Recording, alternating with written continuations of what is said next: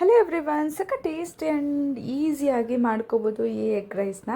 ಇದಕ್ಕೆ ಯಾವುದೇ ರೀತಿ ಸಾಸ್ಗಳನ್ನ ಬಳಸ್ತಾ ಇಲ್ಲ. ಸಿಂಪಲ್ ಆ್ಯಂಡ್ ಟೇಸ್ಟಿಯಾಗಿ ಕ್ವಿಕ್ಕಾಗಿ ಹೇಗೆ ಮಾಡೋದು ನೋಡೋಣ. ಫಸ್ಟ್ಗೆ ಒಂದು ಪ್ಯಾನ್ಗೆ ಸ್ವಲ್ಪ ಎಣ್ಣೆ ಹಾಕ್ಬಿಟ್ಟು ಮೊಟ್ಟೆನ ಈ ರೀತಿ ಸಪ್ರೇಟಾಗಿ ಫ್ರೈ ಮಾಡಿ ತೆಗೆದಿಟ್ಕೊಳ್ಳಿ. ನಂತರ ಅದೇ ಪ್ಯಾನ್ಗೆ ಬೇಕಾಗಿರೋಷ್ಟು ಎಣ್ಣೆ, ಹಾಗೆ 1 ಸ್ಪೂನಷ್ಟು ಶುಂಠಿ ಬೆಳ್ಳುಳ್ಳಿ ಪೇಸ್ಟು, ಅದು ಹಸಿ ಸ್ಮೆಲ್ ಹೋಗೋವರೆಗೂ ಫ್ರೈ ಮಾಡಿದ್ದಾದಮೇಲೆ ಸ್ವಲ್ಪ ಕರಿಬೇವು ಹಾಗೆ ಕಟ್ ಮಾಡಿ ಇಟ್ಕೊಂಡಿರೋವಂಥ ಹಸಿಮೆಣಸಿನ್ಕಾಯಿನ ಹಾಕ್ಕೊತಾ ಇದ್ದೀನಿ. ನಂತರ ಇದಕ್ಕೆ ಸಣ್ಣದಾಗಿ ಕಟ್ ಮಾಡಿ ಇಟ್ಕೊಂಡಿರೋಂಥ ಈರುಳ್ಳಿ ಹಾಗೆ ಎಲೆಕೋಸು ಕ್ಯಾಪ್ಸಿಕಮ್ನ ಹಾಕ್ಕೊತಾ ಇದ್ದೀನಿ. ನೀವು ಬೇಕಾದ್ರೆ ಕ್ಯಾರೆಟು ಬೀನ್ಸ್ನ ಕೂಡ ಆ್ಯಡ್ ಮಾಡ್ಕೊಬೋದು.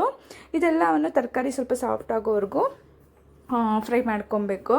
ನಂತರ ಇದಕ್ಕೆ ರುಚಿಗೆ ತಕ್ಕಷ್ಟು ಉಪ್ಪನ್ನು ಹಾಕ್ಕೊತಾ ಇದ್ದೀನಿ. ನಾನಿಲ್ಲಿ ರೈಸ್ಗೂ ಸೇರಿಸಿ ಆ್ಯಡ್ ಮಾಡ್ಕೊತಾ ಇದ್ದೀನಿ. ಉಪ್ಪು ಹಾಕ್ಬಿಟ್ಟು ಈ ರೀತಿ ಒಂದ್ಸಲ ಮಿಕ್ಸ್ ಮಾಡಿಕೊಂಡು ಫ್ರೈ ಮಾಡಿ ಇಟ್ಕೊಂಡಿರೋವಂಥ ಮೊಟ್ಟೆನೂ ಕೂಡ ಹಾಕ್ಬಿಟ್ಟು ಇನ್ನು ಆಲ್ರೆಡಿ ಮಾಡಿಟ್ಕೊಂಡಿರೋವಂಥ ಅನ್ನನ ಹಾಕ್ಕೊತಾ ಇದ್ದೀನಿ. ಸ್ವಲ್ಪ ರೈಸು ತಣ್ಣಗಾದ್ಮೇಲೆ ಹಾಕ್ಕೊಂಡ್ರೆ ರೈಸ್ ಕೂಡ ಬಿಡಿಬಿಡಿಯಾಗಿ ಬರುತ್ತಲ್ವ, ಸೊ ಅದರಿಂದ ಫಸ್ಟೇ ಅನ್ನನ ಮಾಡಿಟ್ಬಿಟ್ಟು ನಂತರ ಇದಕ್ಕೆ ಬೇಕಾಗಿರೋ ನಿಮ್ಮ ಕ್ವಾಂಟಿಟಿಗೆ ಬೇಕಾಗಿರೋಷ್ಟು ರೈಸ್ನ ಆ್ಯಡ್ ಮಾಡ್ಕೊಳ್ಳಿ. ಅಷ್ಟನ್ನು ಆ್ಯಡ್ ಮಾಡಿಬಿಟ್ಟು ಇದಕ್ಕೆ ಸಣ್ಣದಾಗಿ ಕಟ್ ಮಾಡಿ ಇಟ್ಕೊಂಡಿರೋವಂಥ ಕೊತ್ತಂಬರಿ ಸೊಪ್ಪು ಹಾಗೆ ಖಾರಕ್ಕೆ ಸ್ವಲ್ಪ ಪೆಪ್ಪರ್ ಪೌಡರ್ನ ಹಾಕ್ಕೊತಾ ಇದ್ದೀನಿ. ಸ್ವಲ್ಪ ಸೋಯಾ ಸಾಸ್ ಹಾಕ್ಕೊತಾ ಇದ್ದೀನಿ. ನೀವು ಬೇಕಿದ್ದರೆ ಹಾಕ್ಕೊಬೋದು, ಬೇಡ ಅಂದರೆ ಖಂಡಿತ ಸ್ಕಿಪ್ ಮಾಡ್ಕೊಳ್ಳಿ. ಅಷ್ಟೇ, ಇನ್ಯಾವುದೇ ರೀತಿ ಸಾಸ್ಗಳು ಆ್ಯಡ್ ಮಾಡೋ ಆಗಿಲ್ಲ.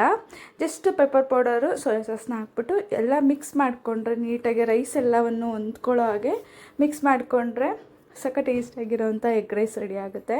ಖಂಡಿತ ಟ್ರೈ ಮಾಡಿ ನೋಡಿ. ಕ್ವಿಕ್ಕಾಗಿ ಬೇಗನೆ ಮಾಡ್ಕೊಬೋದು. ಜಸ್ಟ್ ಒಂದು 10 ನಿಮಿಷದಲ್ಲಿ ರೆಡಿ ಆಗಿಬಿಡುತ್ತೆ. ಅಷ್ಟೇ ಟೇಸ್ಟಿಯಾಗಿ ಕೂಡ ಇರುತ್ತೆ. ಟ್ರೈ ಮಾಡಿ ನೋಡಿ ಖಂಡಿತ. ಇನ್ನು ಇವತ್ತಿನ ಈ ವಿಡಿಯೋ ಇಷ್ಟ ಆಗಿದ್ರೆ ಪ್ಲೀಸ್ ಒಂದು ಲೈಕ್ ಮಾಡಿ. Thank you.